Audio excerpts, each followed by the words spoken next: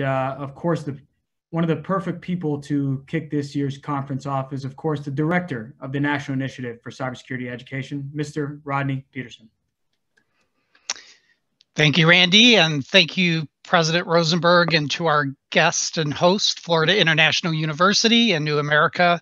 We really appreciate your partnership with NICE to present the annual NICE Conference and Expo, even if virtually this year.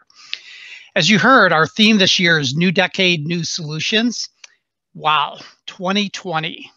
None of us in 2019, when we were planning the theme and content for this conference, knew that our worlds would be turned upside down. As one meme of Kermit the Frog recently joked, he said, "I'm not turning my clock back on November 1st because the last thing we need in 2020 is an extra hour of it." Well, 2020 has undoubtedly presented to us a public health crisis. Our families and communities are experiencing direct economic and emotional impact, and our schools and colleges have been confronted with exceptional challenges for ensuring the continuity of learning. And cybersecurity has become more important than ever in the workplace as we transition employees into teleworking environments that present new cybersecurity risks. And we're forced to consider how cybersecurity work continues to be performed at a distance from remote locations and as part of teleworking arrangements. However, despite the challenges presented to us by the pandemic as we enter the new decade, I think we can turn challenges into opportunities and those opportunities into new solutions for growing and sustaining the NICE community, which is the theme of today's kickoff of the annual NICE Conference and Expo. The sub-theme is meaningful actions for evolving the cybersecurity workforce. And throughout the conference, we've asked speakers to not only admire the problem, which we're all very familiar with, but to highlight those new solutions and meaningful actions that can move us forward into the next decade and beyond. We also know that we are addressing a cybersecurity talent gap that continues to evolve and change, which is why we need all of us working together in both the public and private sectors. If you go to the next slide, today, we are announcing the new NICE strategic plan. But before we do that, I want to reflect on the past decade and our prior strategic plan. As you see in the slide in front of you here, in 2016, we announced the current NICE strategic plan that's been our guiding priorities and actions for the past 5 years. And I'm pleased to report that we've made significant progress, although much work needs to be done. The first goal was to accelerate learning and skills development.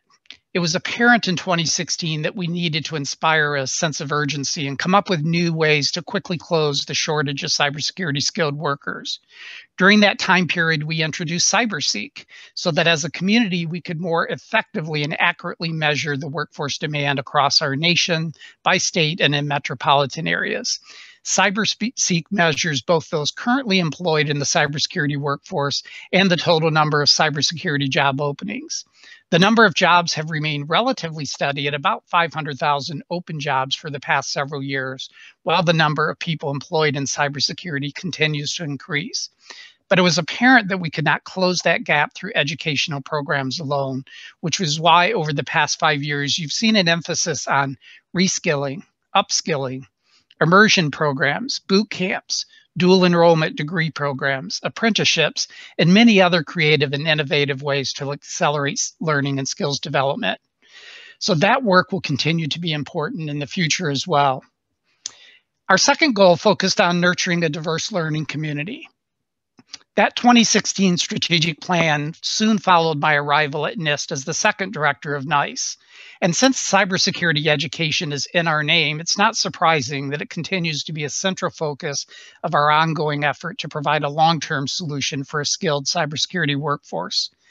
However, that learning community is diverse, ranging from K through 12 schools, both public and private, and now homeschool, to community colleges, to four-year universities, to training and certification providers. Additionally, the learning pathways from a high school to a university or that transition from a community college to a university are just not very well coordinated and articulated in our local communities. Add to that the increasingly important role that training and certification providers play in providing learners with real-world skills. And it was apparent that we needed to increase coordination, especially at the local and regional level, between education and training providers. That's why we introduced the RAMPS pilots, the Regional Alliance and Multi-Stakeholder Partnership programs, to stimulate cybersecurity education training and workforce development, to get local economic development organizations, workforce development, education and training providers, and others to work together to address local employer needs.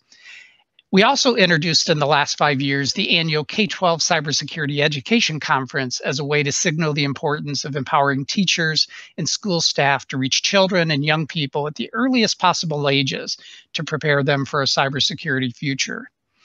And of course, that diverse learning community also includes many populations that are underrepresented in the cybersecurity workforce, such as women, people of color, people with disabilities, veterans, and others who, if enabled and empowered, could add to the availability of talent that's needed to address workforce shortages. Each of us, I know, have been actively engaged these past 5 years in educational programming, outreach, mentoring, and investments to capture the potential of these underrepresented groups. And the final goal in that previous plan was to guide career development and workforce planning. I can tell you, as both a representative of the federal government and the United States Department of Commerce, we firmly believe in the role that employers play in shaping the cybersecurity workforce ecosystem, which is why we've encouraged all of you to regularly engage with employers in your communities. And while the NICE framework, the workforce framework for cybersecurity, is often perceived as a resource that only applies to employers, we hope that you'll find the revised version that we'll be talking about later in the conference will bring a renewed emphasis to how it can be used by education and training providers, as well as learners, those students and employees, in the interest of guiding career choices. So during the past 5 years, to that end, we've introduced National Cybersecurity Career Awareness Week as a way to emphasize the opportunities available in cybersecurity. And in the third week of the conference, we'll return to that theme as well. And many employers have stepped up to participate in that National Cybersecurity Career Awareness Week to demonstrate to learners of all ages the values of a career in cybersecurity and the context of the work according to their local business missions. So as I said earlier, today with the next slide, we're announcing and introducing a new NICE strategic plan that will guide our priorities for the next several years. So in keeping with our theme, a new decade, we do have a new vision. And that new vision is to prepare, grow, and sustain a cybersecurity workforce that safeguards and promotes America's national security and economic prosperity. I do want to emphasize that by preparing this workforce, we're continuing to facilitate learning and competency development that you'll hear more about in a moment, but also reflects our previous goals of nurturing that diverse learning community. Secondly, we intend to grow both numerically or quantitatively the number of cybersecurity workers and qualitatively to make sure that we're improving skills and competencies. And finally, sustaining this workforce is important, that we recognize this is a journey and not just a destination. If there's been one central mission in my role as the ongoing NICE director, it's to ensure that the continuity and sustainability of programs and initiatives are in place with a long-term view of the journey that's before us. So in the next slide, you not only see our new decade, but a similar mission to what we had in the past. That similar mission talks about energize and promote and coordinate a robust community working together to advance an integrated ecosystem of cybersecurity education, training, and workforce development. I want to emphasize a few things that are different and that we're emphasizing with a slightly revised but similar mission. First, that we are a community working together. Much as you will hear throughout this conference, the NICE community is not just the small NICE program office at NIST. It's you, it's us. It's the public sector, the academic sector, the private sector. And as the refrain from the High School Musical goes, we're all in this together. So a spirit of cooperation and camaraderie will make the journey both more satisfying and rewarding for all of us. Secondly, we also emphasize that we're advancing together an integrated ecosystem.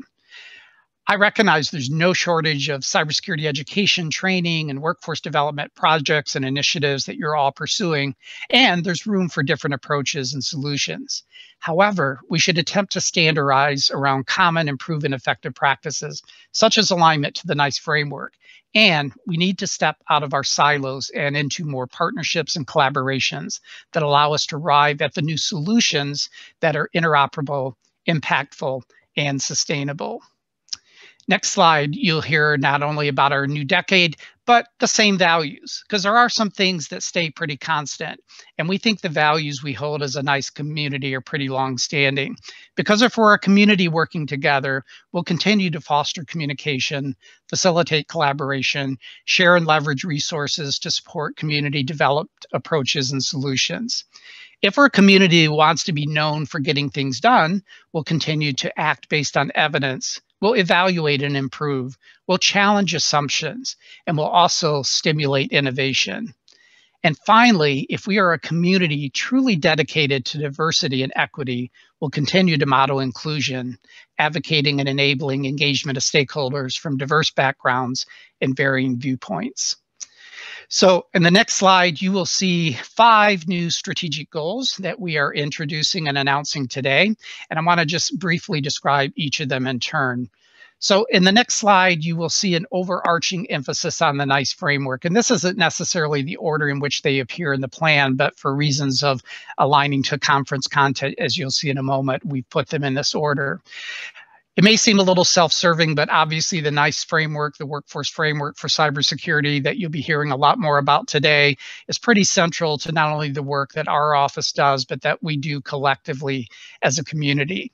And some of our objectives under this new goal to make the NICE framework more accessible, more meaningful, and more interoperable are to align it to other cybersecurity and privacy guidance, including the many documents that NIST produces, like the NIST Cybersecurity Framework for Critical Infrastructure, or the new NIST Privacy Guidance, and also other guidance both produced by NIST as well as other entities. So that will be a key priority. We also expect that even though we've announced last year an ongoing review and update of the core structure of the NICE framework, that there will be parts of the NICE framework that need to be reviewed and updated more regularly. We talked about that evolving cybersecurity workforce earlier, and we can't just wait every 3 years or every 5 years to update our strategies and plans. So we'll be putting into place processes, and we also hired our first new full-time manager of the NICE framework to help facilitate that. Thirdly, we're going to be increasingly looking at both existing and new tools to increase access and interoperability of the use of the data and the components and resources contained in the NICE framework. In fact, we invite all of you to participate in that quest through your own efforts and through your own innovations to share with us your plans. And we're already quickly establishing partnerships with some of those existing tools and resources to make the NICE framework easier for you to use. We also have been stressed by our NIST Advisory Committee for Privacy and Cybersecurity to begin to think about what parts of cybersecurity work may be subject to automation presently or in the near future. And so as we look at reviewing and updating task and knowledge and skill statements, we're going to have a careful eye towards those ways in which automation may be able to replace some of the functions and the work that's currently done by humans. And then in turn, what that means for training and educating, preparing those learners for future work. And finally, we have had a lot of interest over the past several years from other countries that either want to adopt in part or in full the NICE cybersecurity workforce framework, and we want to make sure that we continue to collaborate and work with them as well. The next slide shows many ways that the NICE framework is being incorporated into events this week and beyond. Following my remarks today will be a plenary session talking about the use of the NICE framework across sectors. In a couple of days, there is a workshop on NICE framework adoption strategies. And then, as I said, later in the conference on November 16th, we'll release the revised NICE framework. And also at that same time, we'll be making an announcement about a cybersecurity skills journal special edition focused on the NICE framework. The next slide shows our second goal for the new strategic plan, which is to transform learning. Starting with recognizing that it takes multidisciplinary approaches and integration of cybersecurity across curriculum, across degrees, across disciplines to recognize that it is truly a multidisciplinary field. Again, the NICE framework through its 7 categories emphasizes the type of work you can do in cybersecurity is very broad and diverse. And that is where different disciplines or academic courses of study come into play. We also are going to put an increased emphasis on credentials, as the community at large has been talking about the credential economy, but also that those credentials become more meaningful and they actually validate the competencies that both are in demand by employers and that can be acquired and learned and developed by learners.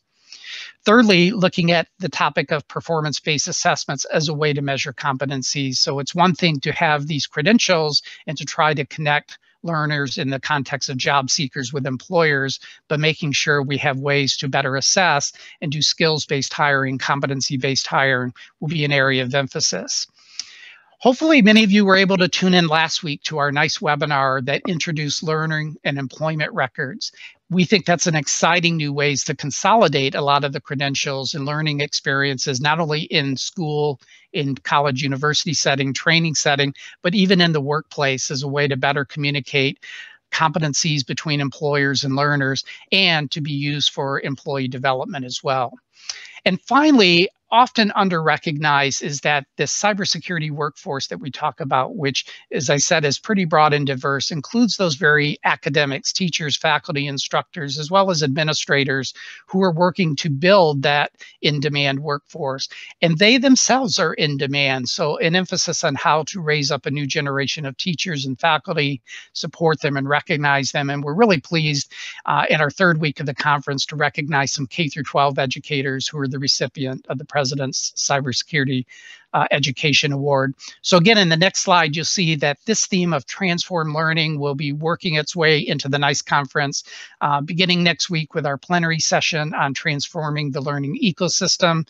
We also have an industry session that same day about building a cybersecurity workforce in the COVID era. And then on November 6th, the workshop on curriculum development in an online platform. Again, an invitation to many of you that are transitioning from in-person classroom learning to online learning, how that can be done. And then finally, as you'll hear more about from some of our co-chairs of the conference later, the track sessions, one is focused on the learning ecosystem. The next slide introduces our third goal, which is on career discovery. And it's not surprising that in addition to the goals from the previous 5 years and our outlook for the next 5 years, it's one thing all the infrastructure and resources in place to educate, to that grow, sustain the cybersecurity workforce, but we got to bring people and attract them there at a variety of ages and at a variety of points in their career. So career discovery for diverse stakeholders will be an increasing area of emphasis, building upon our National Cybersecurity Career Awareness Week to make career discovery something that happens throughout the year. It happens for all ages, happens for all possible pathways. Secondly, that we introduce individuals to multiple pathways to work roles in the NICE framework. When I talked earlier about a diverse learning community, there are multiple ways that you can enter cybersecurity work. And it's not always a college or university pathway. It may be through an apprenticeship. It may be through a work-based learning opportunity. So emphasizing how the NICE work roles, the broad approach to cybersecurity work, can be approached through multiple different ways. Thirdly, are the assessment tools that are used to identify and recruit talent. We often think of these as aptitude assessments, which can be used at all ages to identify people who will be successful in a cybersecurity career and to continue to both experiment and really highlight those tools and practices that are effective. Also, much like the emphasis on teachers and faculty, there are many people in schools and colleges and universities that influence career choices. In schools, they might be school counselors. In colleges, they might be guidance counselors. But they could be parents. They could be aunts and uncles. They could be people in the workplace, people in your community, in your church. And we want to make sure that cybersecurity careers is not only something that potential future workers understand, but those mentors and guides and others in their lives can begin to explain and describe. And finally, to support career discovery and work-based learning by getting employers more engaged. As I said earlier, in the context of getting companies and organizations to talk about cybersecurity careers in the context of their work, we have really been pleased by the engagement we've seen from employers in both the public government sector as well as the private sector that are really stepping out in their communities to try to support Career Awareness Week as well as support career discovery in general. So again, the next slide shows how career discovery will be woven in throughout the conference. In fact, quite a bit happening during that week of November 9th, where we are celebrating that National Cybersecurity Career Awareness Week. We'll also be announcing the release of some new CyberSeek data, and there will be a fireside chat, as I indicated earlier, with the 2020 recipients of the Presidential Cybersecurity Education Award. There will also be plenary sessions on career discovery. That week also coincides with National Apprenticeship Week, and so there will be an emphasis both through announcements and programming about that week. You'll also see through the workshop there that the emphasis is on building apprenticeships for the 21st century, and then track sessions again on career discovery. The next slide introduces our fourth goal. The fourth goal talks about talent management.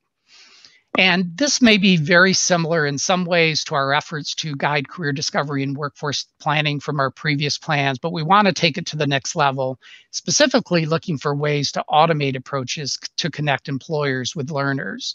I think technology can be our friend here, and much like the learning and employment records I talked about earlier in the context of transforming learning, finding more automated ways to connect those learners, those job seekers, with the employers will be important for us to pursue and partner with job search boards and other innovators and entrepreneurs who are looking at ways to do that more effectively through automation. Secondly, is to look at the NICE framework in the context of what capabilities are needed to perform the task, and to begin to reemphasize that in the process of hiring and recruitment. In other words, what qualifications are needed, how do we both demonstrate them, and how can they be indicated? Thirdly, is to look for more entry-level opportunities for growth and advancement. I think many of you are aware that a lot of the cybersecurity jobs and openings discovered on CyberSeek tend to be at that middle or advanced level of career.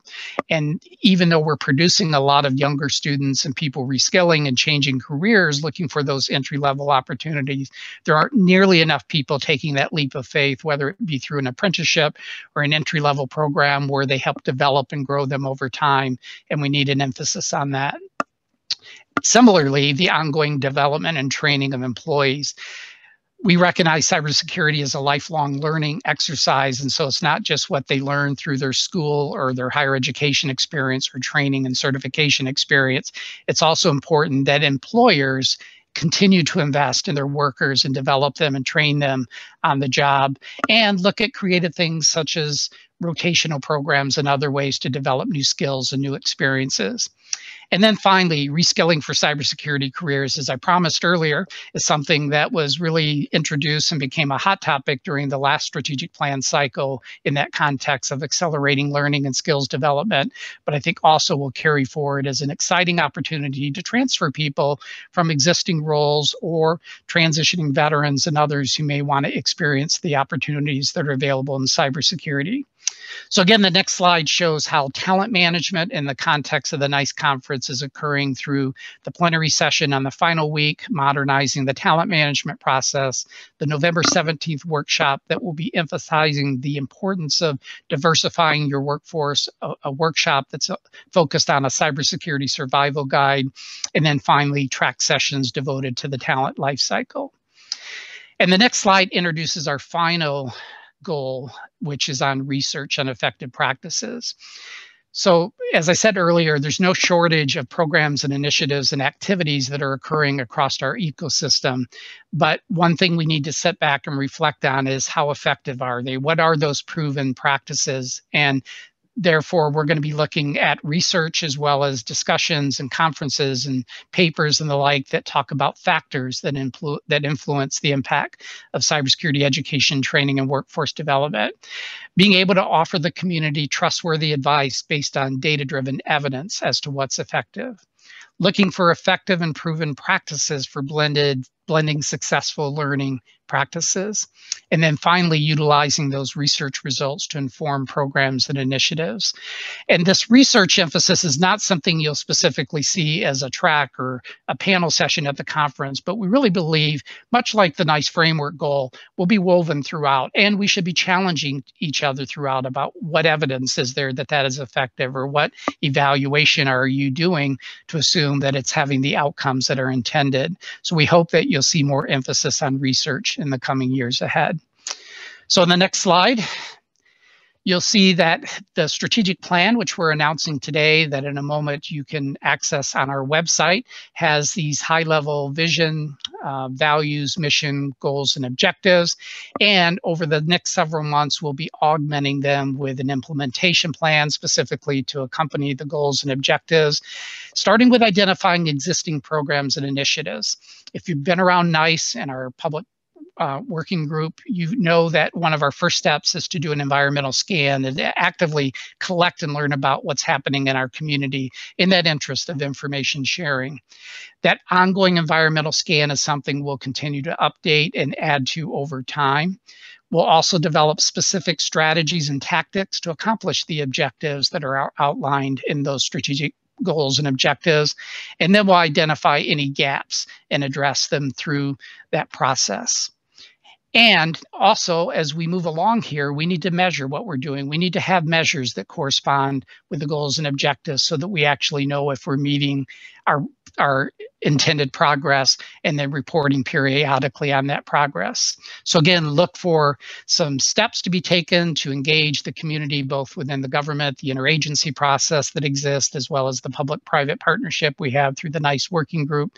And next week, you'll hear more about the evolution of the NICE working group that will directly help us address both the implementation plan, goals, and metrics, but also in the context of how we continue to work together as a community towards the common objectives to create that integrated ecosystem that I described earlier. So the next slide provides a little more information about how you can stay in touch with all the work that we do, our website, and from that website, you'll find our new strategic plan, our social media presence, which includes both LinkedIn and Twitter, and then also how you can reach us by email. In a moment here, I'll be turning my attention to any questions that you might have in the Q&A function of this conference, and I won't answer them directly during this presentation, but I will take a look and attempt to respond during the next few minutes as we get ready for the next session. So again, I just want to emphasize how grateful I am to our partners, FIU and New America, for really being flexible and working with us through these very challenging times to present our first virtual conference in this way.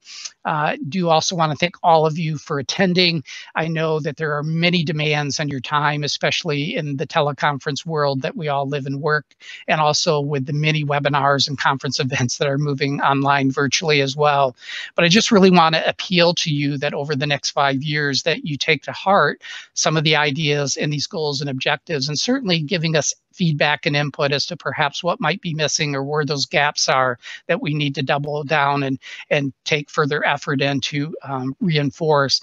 Because as I've said, as a community, it's not just the small NICE office, it's not just the federal government and our interagency partners, and it's not just academia or the private sector working alone.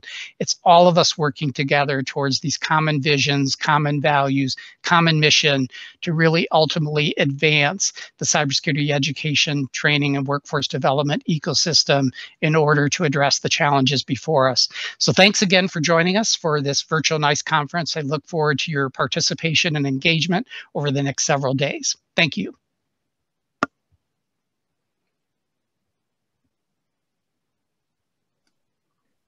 Thank you, Rodney. We do have a few questions from the audience. The first is, how frequently is the CyberSeek data updated?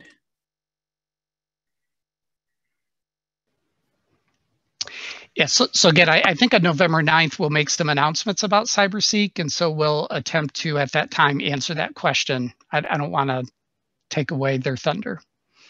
Very well. There's another question from Stephen Miller, who asks, how will remote working impact the NICE framework?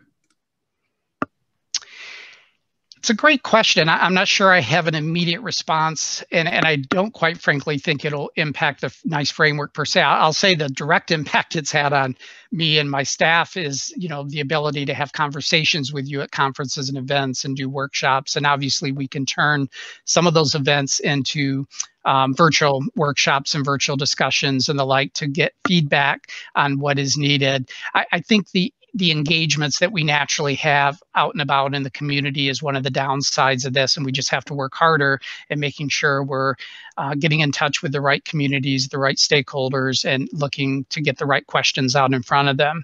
I think the only other possibility might be with respect to our emphasis on task and work to be done, is that there could be changes, right? There could be changes as many organizations transition towards more virtual, and I'm using virtual both in the physical sense, but also in the technological sense, that I think we're going to see changes in how technology is used to facilitate remote and teleworking arrangements. Thank you for that. The next question is from Clem Izurieta, who asks, is the new framework and goals aligned with the CAE certifications, et cetera, from DHS? Yeah, so that's a great question, and I think the simple answer is our intention is to be aligned, but it kind of begs the question of, you know, who's aligning with what. And I would like to emphasize that we like to think of the NICE framework as that central standardized body of work to which others should try to align, and certainly provide feedback to us about ways to improve and change that.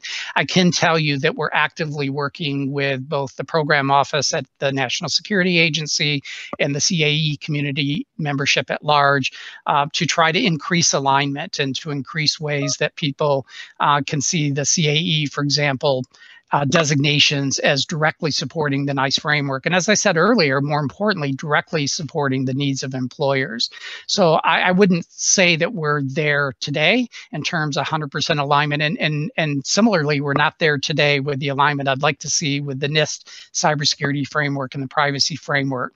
But both of those activities are active works in progress. And I'm very optimistic knowing that we have tremendous working relationships with NSA and CISA and our interagency partners, but also the academic institutions to put a renewed emphasis on how to align. I might also add, you've heard a lot of emphasis today about competencies. In fact, competencies is mentioned 3 times in our strategic plan, and competencies will be a new feature that you'll see introduced in the NICE framework.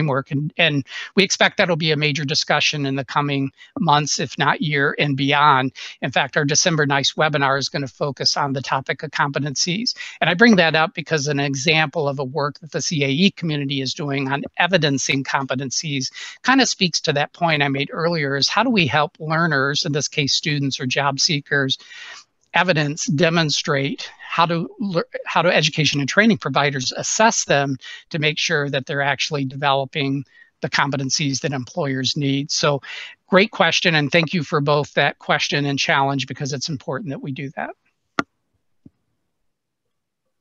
All right, Rodney, that was all the questions that we received, but you have any final thoughts, any final look aheads for the attendees before we turn it over to our next session?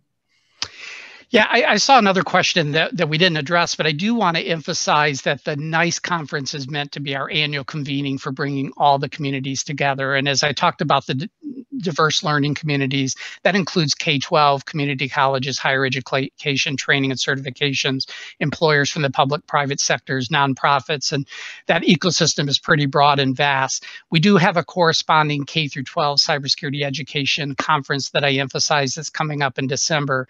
It's certainly not our intention to exclude that discussion from this conference. In fact, I think you'll see throughout some of the other conference sessions a lot of emphasis on the role that we need to play in working with the children and the young people I described earlier, whether it's in the formal K-12 school setting, through competitions that are offered for those age groups, through camps or other learning experiences. But I think it's important to view this conference as being inclusive and comprehensive of all the stakeholders we're attending to address and bring within that broader set of NICE community stakeholders. Thanks, Randy. Thank you, Rodney. We appreciate the great presentation, and we will make sure that we have these PowerPoint slides available at the conclusion of the conference on niceconference.org. But moving on